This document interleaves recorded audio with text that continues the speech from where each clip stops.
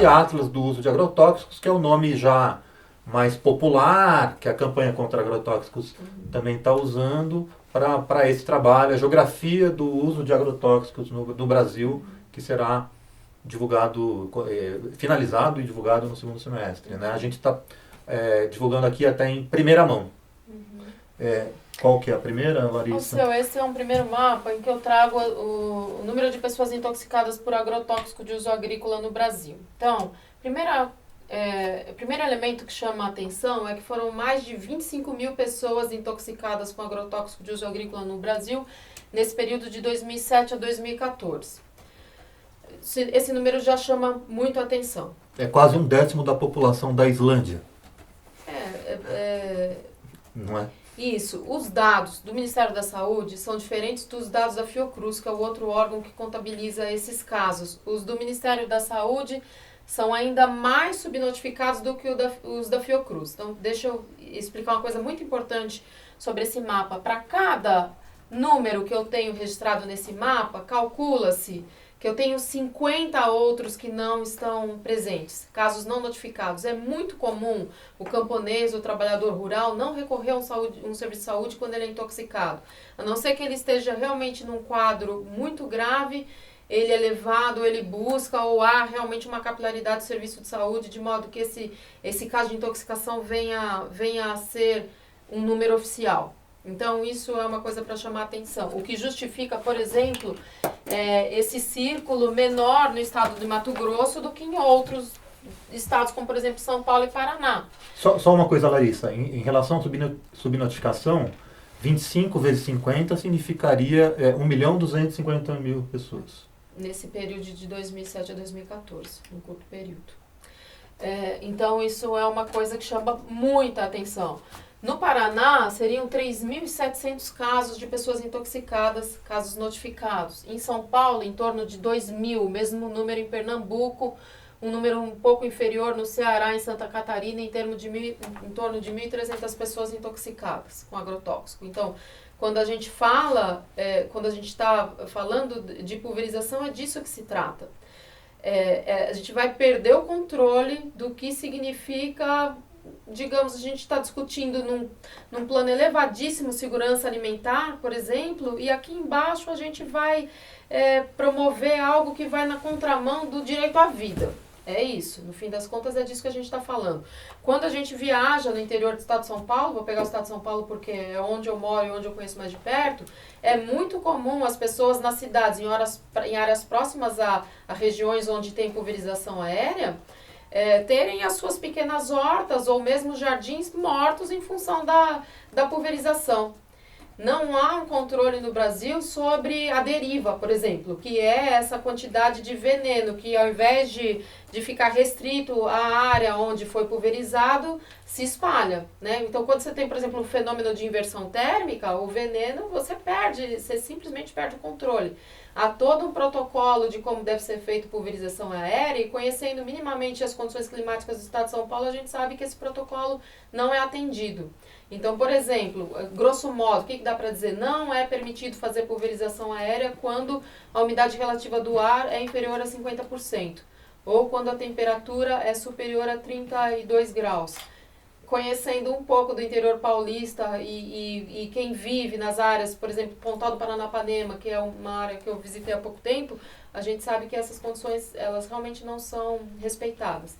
Em São Paulo, a gente tem muita pulverização aérea sobre cultivos de cana-de-açúcar, de laranja e mesmo de banana, inclusive no Vale do Ribeira. Então, é uma prática disseminada, a população rural já sofre muitíssimo com isso, então os casos de câncer aumentam muito nas áreas rurais. Há estudos, por exemplo, da professora Raquel Rigoto, na Federal do Ceará, que estuda a Chapada do Apodi, uma região no Ceará em que há muita produção de fruta, inclusive uma orientanda minha também estuda essa região, orientanda do programa de pós-graduação Geografia Humana na USP, a Bernadette Coelho, e há uma indicação clara, então, há uma equipe multidisciplinar trabalhando lá, em que verifica, por exemplo, os casos de câncer nas áreas de fruticultura irrigada, onde há uso intensivo de agrotóxicos, eles chegam a ser 30% maiores do que nos municípios em que não há essa produção. Então, já tem pesquisas no Brasil que fazem essa correlação entre casos de câncer e exposição constante aos agrotóxicos. Larissa, daqui a pouco a gente vai detalhar, inclusive, o mapa do Estado de São Paulo e tal, que ela tem dados interessantes sobre isso. Mas você falou sobre inversão térmica, a gente falava há pouco da pulverização aérea nas cidades, né? Então, numa cidade como São Paulo, em que a inversão térmica é um fenômeno constante, sobretudo nessa época do ano em que nós estamos, é muito temerário. É isso que eu quero dizer. Eu quero reiterar essa fala, né, do professor Luiz Meireles. Por quê? Porque a gente não tem... O que seria essa pulverização nas áreas dos parques urbanos? As crianças, o risco à infância também é muito grande. A criança está sempre... A criança pequena, sobretudo a primeira infância, está ainda mais suscetível. É a criança que está pelo chão, que está começando a engatinhar, que está andando, que põe a mão na boca o tempo todo. Então, é extremamente temerário. Sem falar dos aspectos ambientais, o que significa você eliminar... não só os vetores, digamos assim, né? Você vai eliminar todos os insetos que estão presentes, né? Nos parques e nas áreas verdes, nas praças, enfim, urbanos. Vou perguntar sobre esse mapa. O Paraná, por que o Paraná? Paraná, grande produtor de soja, grande produtor de cana-de-açúcar, grande produtor de trigo. Então, esse trinômio já ajuda a entender. Por que São Paulo? O maior produtor de cana-de-açúcar do Brasil. Cerca de 60% da produção de cana do Brasil está no estado de São Paulo. Então, não tem dúvida. A cana é o terceiro lugar no uso de agrotóxicos no Brasil. Primeiro soja, depois milho e depois cana. Com uma informação importante, muitas vezes o milho é utilizado na rotação de cultura com a soja. Então, quer dizer, a gente está falando da mesma coisa, né? O mesmo processo. Aqui é a utilização de agrotóxicos por município, mas ele ajuda a entender também porque fica muito claro a utilização com a intoxicação, né? A gente tem nessa mancha, olha, as manchas de cana ficam claras aqui no estado de São Paulo, quando a gente pega aqui o estado de São Paulo. Aqui em Mato Grosso, com certeza, a gente tem, claro, a expansão da soja, a área de soja. Aqui... nessa área no Nordeste, quase que dá para a gente ver o percurso do Rio São Francisco entre Bahia e Pernambuco, a área de irrigação, fruticultura irrigada. No Ceará também a gente tem os perímetros irrigados, fruticultura irrigada. E o Sul é o grande celeiro, é considerado, né, o celeiro agrícola dessa produção de soja, de milho, de trigo, a gente encontra nos estados do Sul. Fumo também? Fumo também. Utiliza-se muito agrotóxico no cultivo de fumo. Minas e Bahia, eu diria expansão da soja, mas como é 2006 não consigo ter certeza. Por que 2006? Porque são dados do censo, do último censo. E agora, o que seria o último, acabou de ser cancelado. Então, o que dificulta a gente enveredar no estudo. Então, esses são os últimos dados disponíveis. Espírito Santo, eucalipto, né? Enfim, é isso. Então, esse mapa já ajuda a gente a traduzir a cara do agronegócio. O agro tem sido doença, né? Por que o agro tem sido doença?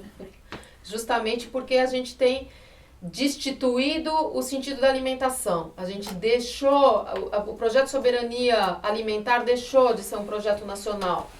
O projeto atual de inserção do Brasil no mundo, ele está lastreado no agronegócio, infelizmente.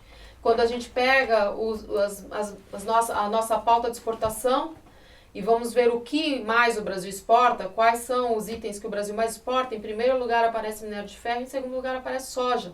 Se a gente pega os 12 principais produtos exportados pelo Brasil, 8 são produtos agrícolas. Então, o agronegócio, de alguma forma, tem sido o caminho escolhido como lastro econômico. Sobre o agronegócio, aliás, eles falam agro para tirar a palavra negócio, né, da história. Uhum. Sobre o agro ser doença, como você disse, e não saúde, é legal enfatizar que alguns desses pesquisadores, até mencionados aqui, são da área de saúde, como o pesquisador da Fiocruz, a própria Raquel Rigoto. O professor Vanderlei Pinhatti, da Universidade Federal do Mato Grosso também, pesquisadores da área de saúde. Exatamente. só sobre essa expressão agronegócio, então tira-se o negócio, eu acho bacana insistir no negócio, em que sentido, né?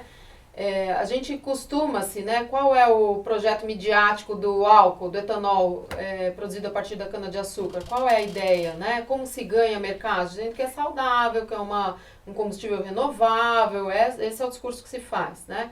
Frota ecológica, Isso, né? frota ecológica, né?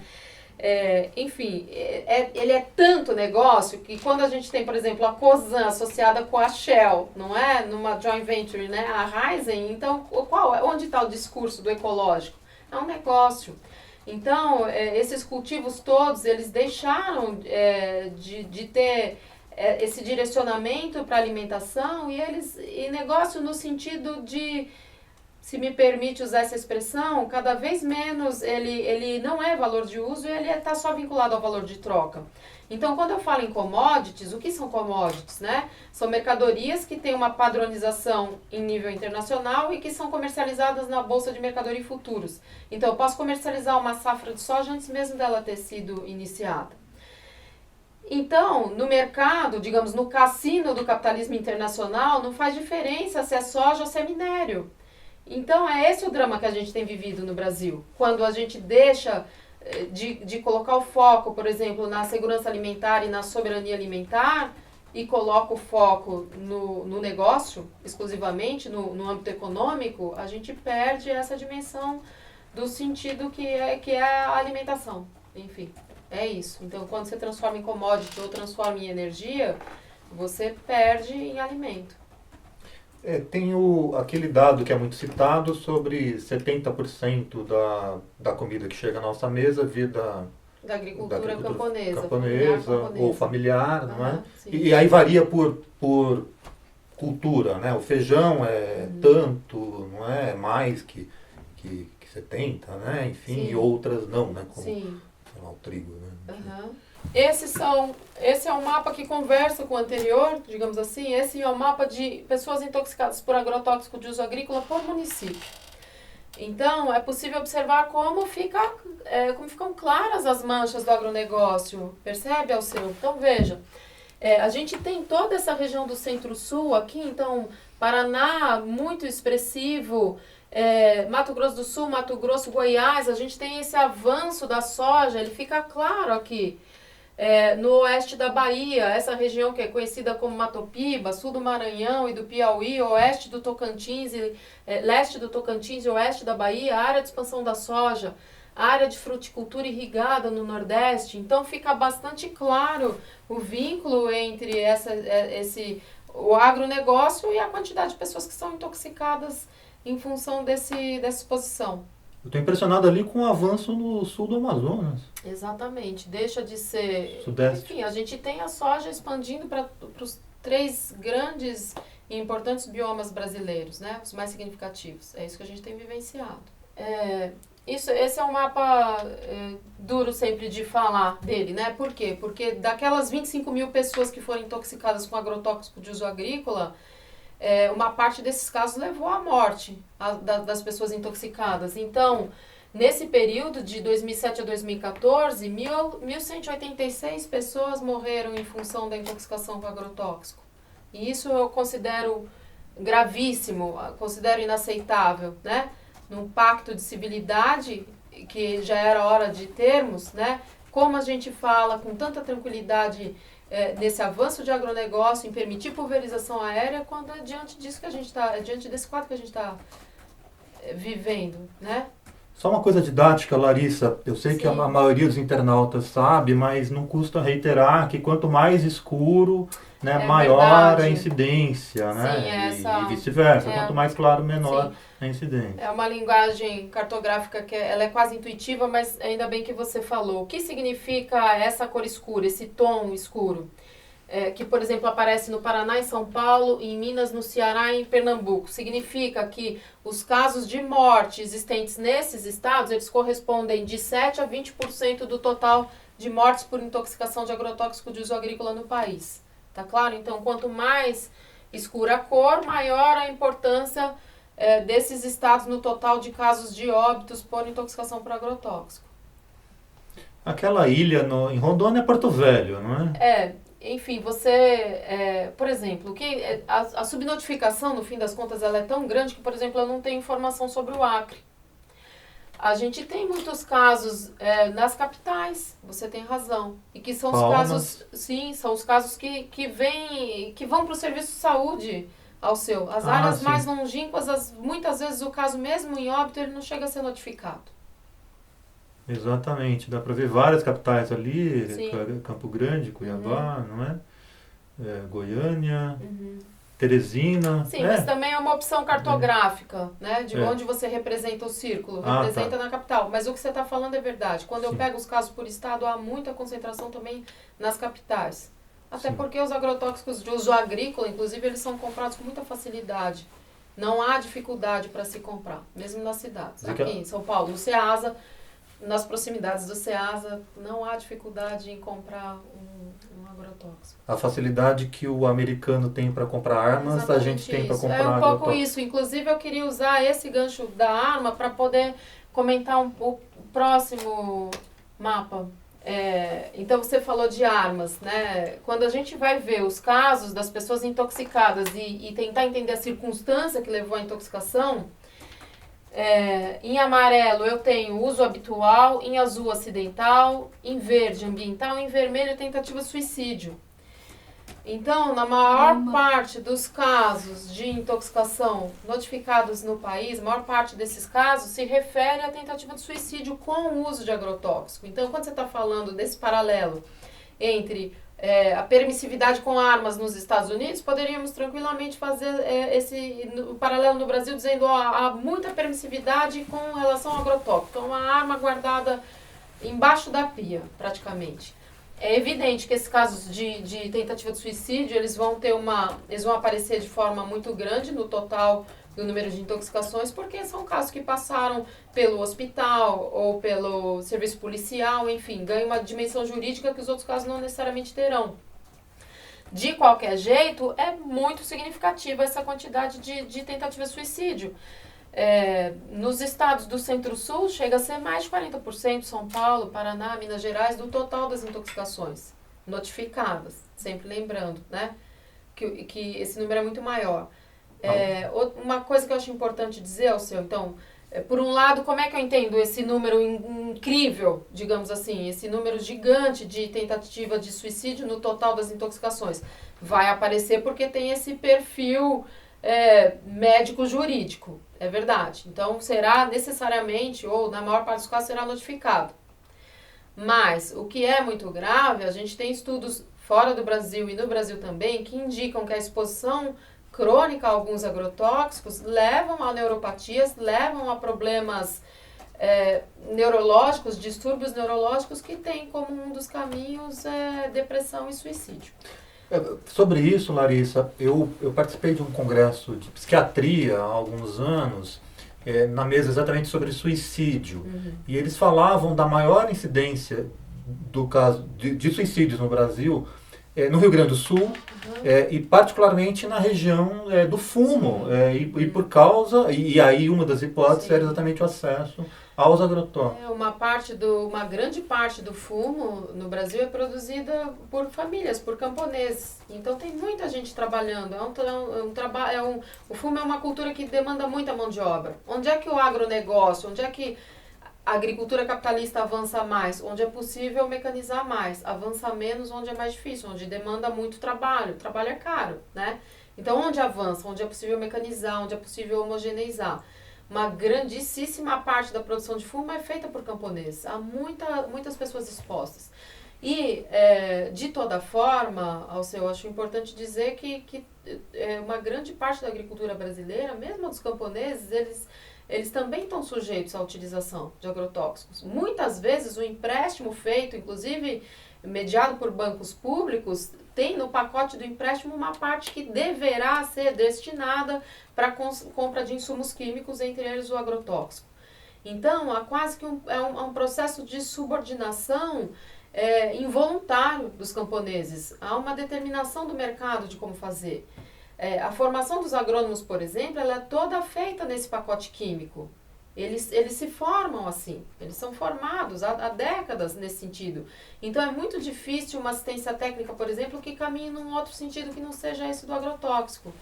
Então, é evidente que o agronegócio ele é o que carrega a grande parte da utilização, grandíssima parte, né? Aliás, de longe, né? 80%, em torno disso, ou mais do que isso, de todo o agrotóxico consumido no país, mas os camponeses também estão expostos a esse pacote. Aliás, os camponeses usam qual palavra para agrotóxico? Veneno. Veneno. É a palavra certa, né? O agronegócio usa defensivos agrícolas, Sim. ou, no máximo, pesticidas, não é? Sim, veneno. A palavra usada pelos camponeses. E né? Inclusive o símbolo do rótulo é o símbolo mundial de veneno que todo mundo conhece, a caveirinha com os ossinhos, né? Que é o símbolo também aqui estilizado da nossa editoria De Olho na Comida. O que mais que a gente pode falar daí? Eu estou impressionado com Alagoas ali, enfim, Sim, que tem muita usina, né? Pernambuco e Ceará, ao seu, chama muita atenção, porque está ligado... É Pernambuco, eu estava pensando que é Alagoas. Pernambuco. Aparece... Tem muitos casos em função dessa fruticultura irrigada para exportação. Ah, tá. É isso que ajuda a gente a entender essa quantidade de casos de intoxicação no Nordeste, sobretudo no Ceará e em Pernambuco. E uma coisa que eu queria chamar a atenção, se a gente for ver um mapa em que eu representei o gênero, quer dizer, se homem ou se mulher, aparece muito mais proporcionalmente mulheres intoxicadas, proporcionalmente não, mas em comparação no Nordeste do que no Centro-Sul. Então, um perfil feminino de exposição no Nordeste maior do que no Centro-Sul, que muito está vinculada com essa fruticultura de exportação. Presença muito grande das mulheres diretamente no universo do trabalho, na exposição. É por causa da extração também? Ou não? Não, do cultivo, do trabalhadoras no cultivo dessas empresas, algumas inclusive multinacionais. Sim. Só sobre mulheres, eu me lembrei aqui que eu até fiz um trabalho sobre isso, sobre as catadoras de mangaba, né, lá em Sergipe, né? Eu acho que é Sergipe, que elas são as catadoras de mangaba e não catadores, porque os homens não gostam de subir, porque ficam com uma posição que para eles, do ponto de vista machista, é considerada humilhante e tal, né? Então, essa coisa que você está falando do machismo, eu acho importante, tão impregnado na nossa cultura. Por quê? Porque quando a gente está falando de agrotóxico, há a disseminação de que não tem perigo. Se o cabra é macho, ele se expõe, você entendeu? Então há uma dificuldade maior ainda do ponto de vista do sentido simbólico do que é se expor ao perigo. Por que eu estou dizendo isso? Porque quando a gente estuda os trabalhos antropológicos sobre o campesinato e a gente vê que há uma certa divisão sexual do trabalho, então, nessa divisão sexual do trabalho, o homem é aquele que enfrenta o perigo externo. Então, quem vai verificar animal peçonhento, quem vai afastar animal peçonhento, quem vai fazer a derrubada da mata, que vai lidar com o perigo externo é o homem. A mulher, ela lida com o perigo interno, que é a menstruação, que é o parto, etc. Então, nessa simbologia, digamos, da divisão sexual do trabalho entre os camponeses, historicamente no Brasil, tem essa questão do homem estar preparado para o perigo externo. Então, simbolicamente, o agrotóxico ele vem nesse sentido. Então, se o homem é suficientemente macho, ele sequer precisa se proteger tanto porque o oxígeno não é forte o suficiente. Ele é mais forte do que o veneno, percebe? Então, tem toda uma outra dimensão simbólica que também precisa ser discutida e que viabiliza com maior facilidade essas intoxicações e a vulnerabilidade, digamos. A gente falou mais de suicídio. Sim. E esse ambiental é o quê? O Ministério da Saúde é quem faz essa classificação, ao seu. Tá. Não consigo precisar para você exatamente o que é ambiental. O que eu acredito é que teve a ver com um fator externo, que não foi provocado no momento do trabalho. Por exemplo, uma deriva, outras questões que não são diretamente, que não estão localizadas pontualmente. A gente tem caso até não sei se no Mato Grosso, de escola indígena que é contígua, né, à área de pulverização. Tem muitos casos, inclusive no Paraná, nessa parcela oeste do Paraná, há muita proximidade de terras indígenas, de áreas indígenas com área de pulverização e uso intensivo de agrotóxico. É um perigo muito grande que a gente tem vivenciado. Nas terras indígenas, não só no Mato Grosso do Sul, por exemplo, o oeste do Paraná está presente também. Terras indígenas e camponesas, eu visitei um assentamento recentemente no Pontal do Paranapanema, no município de Sandovalina, fiquei escandalizada, assim, pela condição que esses camponeses estão vivendo. Mesmo a população urbana, que é uma população muito pequena, o avião pulveriza indiscriminadamente as áreas, enfim, tem relatos de chiqueiro sem mosquito, coisas que seriam muito estranhas num ambiente tropical.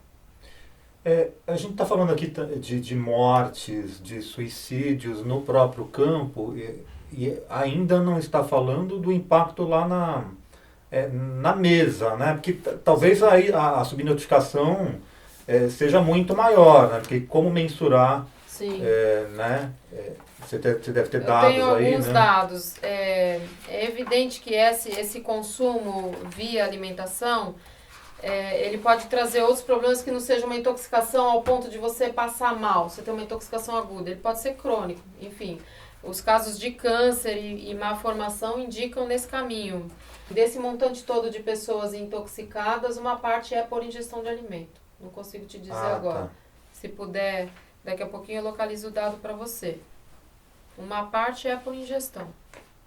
Porque você tem a questão do tempo. O que é a curto prazo aí, né? No caso, suicídio é a radicalização, mas o consumo por tanto tempo, sim, alguns estudos nesse sentido. Outros problemas, mas existe. O drama é esse, existe casos de pessoas que se intoxicaram ingerindo alimento. A tal ponto o alimento está envenenado. Nossa. E também a má formação, não é? De fetos, de crianças. Esse é um trabalho que eu ainda estou engatinhando, não posso fazer uma correlação aberta, não fechada, digamos assim. Quando eu trabalhei os dados de má formação no estado de São Paulo, nascidos vivos com malformações congênitas entre 2000 e 2013, aparece com alguma clareza uma conexão entre áreas em que há grande exposição a agrotóxicos e casos de má formação. Esse é um estudo bem preliminar, mas enfim, já é uma pulga atrás da nossa orelha como algo para ser identificado, estudado com calma por uma equipe interdisciplinar. Interdisciplinar de quem? Por exemplo, geografia e saúde pública, geógrafos e médicos, sanitaristas, etc. Tem que ter não só geógrafos, mas também tem que ter profissionais da área da saúde. Então, São Paulo, nascidos vivos com malformações congênitas. Posso mostrar? Pode mostrar. Ah, tá. Então vamos lá. Não sei se você ficar mais perto aqui. Depois, se não der certo, a gente recorta depois. O internauta provavelmente está vendo isso prontinho já. E de 2000 a 2013, Larissa, sim, estado de São Paulo. Então, é um estudo, Faculdade de Saúde Pública, com departamento... Não, esse mapa é produção do Departamento de Geografia. A ideia é que possa vir... Ah, tá. A gente mais pra frente. Certo. E que tem aqui uma incidência grande em alguns pontos que... Por exemplo, cana-de-açúcar, uso de agrotóxico. Áreas com bastante uso de agrotóxico, ao seu. No estado de São Paulo, como é que fica isso? Por exemplo, a região de Ribeirão Preto e a região do Oeste Paulista, onde está tendo um avanço. Tá, então aqui no mapa seriam aqui Oeste Paulista e região de Ribeirão Preto, aqui, é isso? Isso. Né? Sim. Tá. Onde tem muita cana-de-açúcar. E como tem? É a minha região. Sim. E essa região sul é uma região, por exemplo, de produção de tomate, que a gente sabe que também tem uso intensivo de agrotóxico. Ah, sim, tomate. Tomate, aliás, costuma aparecer nesses rankings, né, de alimentos com mais incidência de agrotóxico, pimentão, tomate. Isso que você está falando, eu acho importante chamar a atenção, Alceu, porque muitas vezes a população fica atenta para esses produtos frescos, né? Por que fica atenta para esses produtos frescos? Porque as análises da Anvisa, esse PARA, que se chama Programa de Análise de Resíduos de Agrotóxicos, que é feito pela Anvisa, ele investiga produtos frescos. A gente não tem a dimensão do quanto a soja, quanto feijão, quanto trigo tem de resíduo de agrotóxico. Então, os produtos que são industrializados e que têm origem no trigo e na soja, por exemplo, a gente não tem dimensão de qual é o resíduo de agrotóxico nesses produtos, percebe?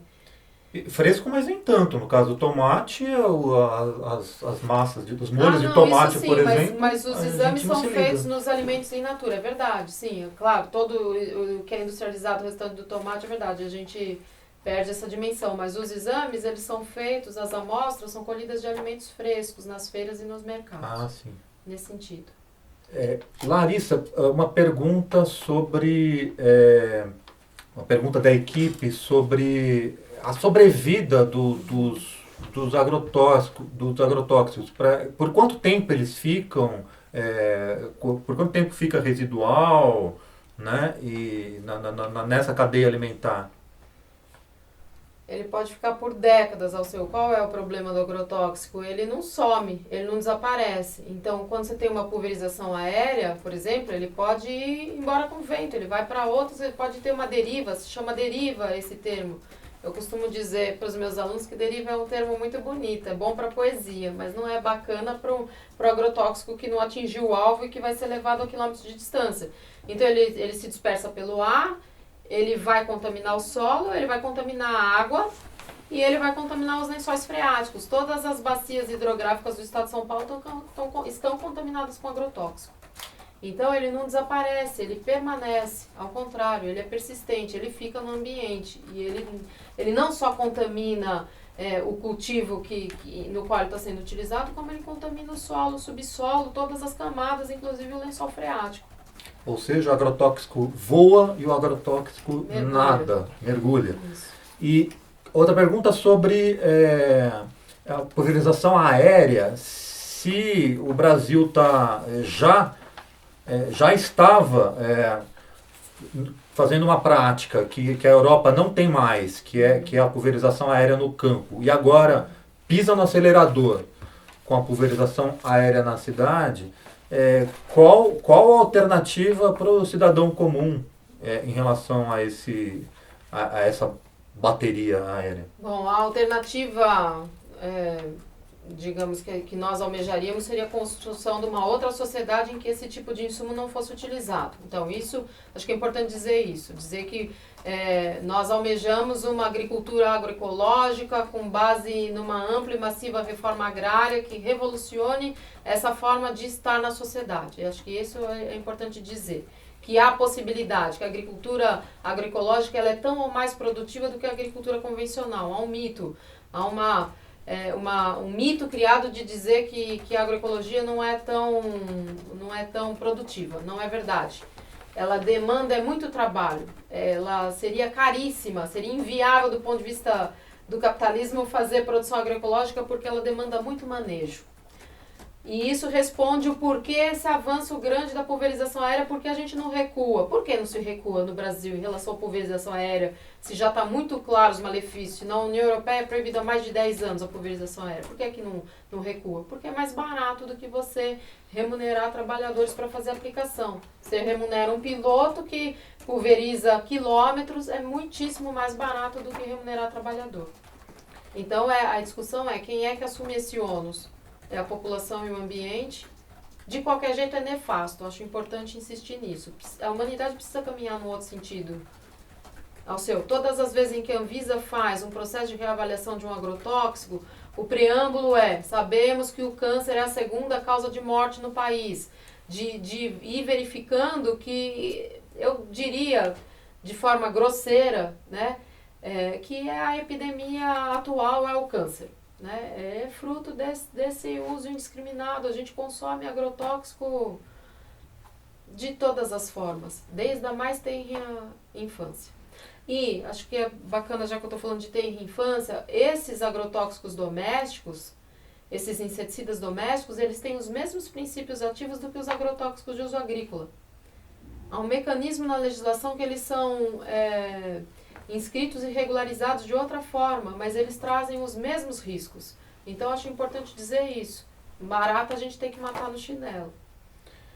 Pois é, eu me lembrei aqui do DDT, né, que era aquele inseticida utilizado até os anos 80 ou 70, e que depois foi sendo proibido pelo mundo, sim. né, mas proibiu-se o DDT, mas vieram outras formas de matar pessoas, Sim. né, com talvez menos resistência do que houve naquela época. Aham. Eu me lembrei aqui também, Larissa, de um estudo argentino relativo à região do Chaco, também sobre malformação, né, de crianças. Sim, eu queria inclusive indicar um filme. Se chama Em Breve em Vossos Pratos.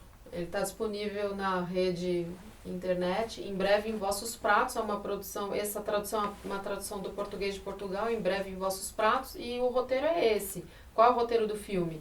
É um sujeito dinamarquês que produz porcos e começa a identificar doenças repetidas nos porcos, diarreia, e intuitivamente ele fala, vou parar de dar a ração transgênica e vou dar a ração com soja não transgênica, e a doença para. Então o roteiro parte daí, e eles vão depois, em determinado momento do filme, mostrar que os casos de má formação que aparecem nos porcos criados na Europa com ração transgênica são iguais aos de crianças mal formadas nessa região da Argentina de produção de soja. Então, por isso que eu estou trazendo essa discussão à tona. É uma coisa mais grave, muito mais grave do que as intoxicações que aparecem, quer dizer, os casos agudos, eles são só a ponta do iceberg de um problema que é muito maior. Tem no YouTube? Tem no YouTube. Tem no YouTube, então a gente deve estar colocando aí o link para o internauta. O fato de repercutir na Dinamarca, você falou, na Dinamarca, pode ser uma esperança no sentido de que na periferia tudo bem, as pessoas morrerem disso, daquilo, mas chegando lá nos donos do poder... Isso é muito claro, né, Alceu? Porque se a gente for ver as indústrias que produzem agrotóxicos, elas são indústrias do hemisfério norte, né? Claramente, Suíça, Estados Unidos e Alemanha congregam 70% através das suas empresas do controle do agrotóxico comercializado no mundo. Muitos dos agrotóxicos criados por essas indústrias são proibidos nos países de origem. Vamos lá, Bayer... BASF, Dupont, Monsanto. Que aliás estão se fundindo Sim, agora, né? Dow, Dupont sim. e tal. Enfim, então uma parte desses venenos é proibida lá e é permitida aqui. Agora, talvez a pressão lá seja positiva do ponto de vista econômico, né? Porque se você não consegue vender na União Europeia, então tem que mudar o modo de produzir. Então eu penso que a coisa vem pelo lado do avesso, infelizmente. Não pela nossa saúde, mas pela preocupação, digamos, do mercado europeu no consumo de produtos contaminados com agrotóxicos. É interessante você falar sobre cinema, Larissa, porque a gente está aqui com um veículo, um programa jornalístico sobre agronegócio, que parte da constatação de que a grande imprensa, né, não faz uma cobertura sistemática e crítica sobre o tema. Muito pelo contrário, né? A Globo está com propaganda no ar, explícita, em defesa do modelo, em defesa do agronegócio, que eles chamam de agro. E aí acaba ficando, muitas vezes, com o cinema. Você chegou a participar do filme Veneno Está na Mesa 2, do Silvio Tendler, que é um filme sobre o uso de agrotóxicos.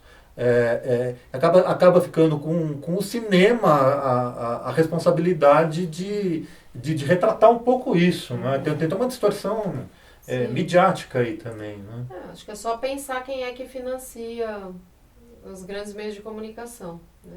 Acho que é uma coisa que não está dissociada. Você citou o Matopiba ali, os marinhos têm terra no Matopiba e por aí vai. E cinema tem muita coisa interessante. Aliás, você podia dar outras dicas, não sei se... Tem um filme que já tem alguns anos, mas acho que vale a pena, que se chama O Mundo Segundo a Monsanto. É um documentário de uma jornalista francesa. Ela fez um dossiê sobre a Monsanto, produziu um livro com o mesmo nome, O Mundo Segundo a Monsanto, e esse documentário. Ele é interessante porque ele mostra a origem dos agrotóxicos, a origem bélica dos agrotóxicos. Na verdade, os agrotóxicos eram armas químicas, inclusive alguns desde a Primeira. Então, alguns desde a Primeira e outros desde a Segunda Guerra Mundial.